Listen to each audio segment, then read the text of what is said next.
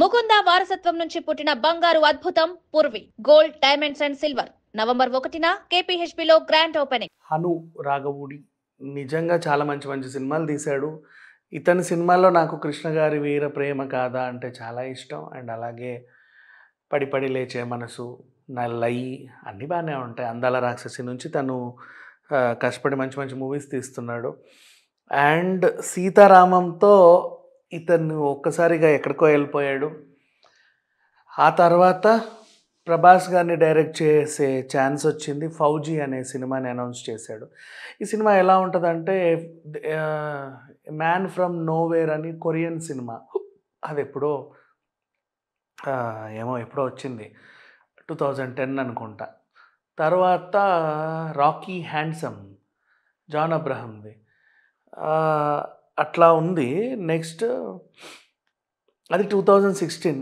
ఆ రెండు సినిమాల లాగే ఇది ఉంటుంది, వాటి రీమేక్ అని చెప్పేసి ఒక న్యూస్ అప్పట్లో వైరల్ అయింది. సడన్గా ఒక పోస్టర్ రిలీజ్ చేశారు. ఆయన బ్రిటిష్ జెండా మీద ప్రభాస్ నడుచుకుంటూ వెళ్ళడం, 1932 నుంచి ఇతను మోస్ట్ వాంటెడ్ అని అక్కడ ప్రకటించడం, అతను ఒక ఆర్మీ ఆఫీసర్ అని చెప్పడం. సినిమా అంతా 1940 బ్యాక్డ్రాప్లో జరగడం, అంటే స్వతంత్రానికి ముందు.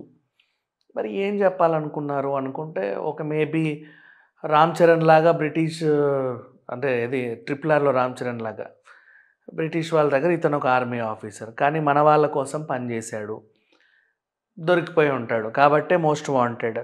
అప్పటి నుంచి మన వాళ్ళతో తిరుగుతా, ఆల్రెడీ అక్కడ పనిచేశాడు కాబట్టి వాళ్ళకు సంబంధించిన డేటా అంత మైండ్లో ఉంటుంది కాబట్టి వాళ్ళ ప్లాన్స్ అన్నిటినీ బెడిసి కొడతా, తప్పించుకుంటా, వీళ్ళకి హెల్ప్ చేస్తా తిరుగుతాడేమో.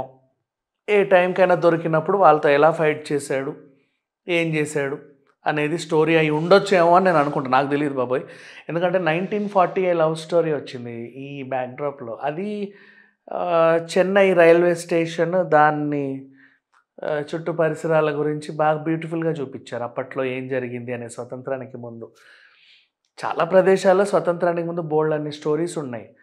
వీళ్ళు ఎంచుకుందేమో ఇది.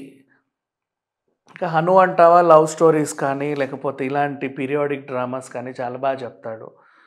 ఈ క్రమంలోనే ఈ సినిమా కూడా చాలా బాగుంటుందని అనుకుంటున్నాం అందరం. ఎందుకంటే నిన్న రిలీజ్ అయిన పోస్టర్ నిజం, ప్రభాస్ బర్త్డే కానుకగా రిలీజ్ చేశారు. చాలా ఉన్నాయి దాంట్లో డీకోడింగ్ చేయాలనుకుంటే.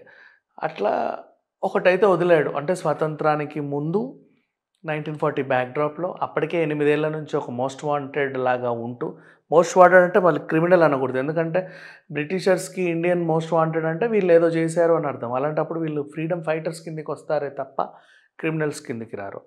ఇట్లా ఒక సినిమా ఉండబోతుంది. సరే, ఇవన్నీ విన్న తర్వాత సినిమా మీద అంచనాలు అయితే పెరిగాయి. ఎప్పుడెప్పుడు వస్తుందా అంటే వచ్చే సంవత్సరం వస్తాంలే అని చాలా తిరిగ్గా చెప్పారు. సరే రానివ్వండి, తప్పులేదు. ఈలోపు ప్రభాస్ సలార్ 2, కల్కి 2 ఉంటే, ఒకవేళ రాజాసాబ్ 2 చెప్పలేము, అది రిలీజ్ అయితే కానీ. అండ్ స్పిరిట్, ఇప్పుడు ఈ ఫౌజీ, ఇలా చాలా సినిమాలు చేస్తున్నాడు కాబట్టి మధ్యలో ప్రశాంత్ వర్మది ఒకటి ఉంది, అది కూడా గుర్తుపెట్టుకోవాలి. ఆయన ఏంటో చాలా తెలివిగా ప్రభాస్ లేకుండా సినిమాలో ఉన్న సీన్స్ అన్నీ కంప్లీట్ చేసేస్తున్నాడు.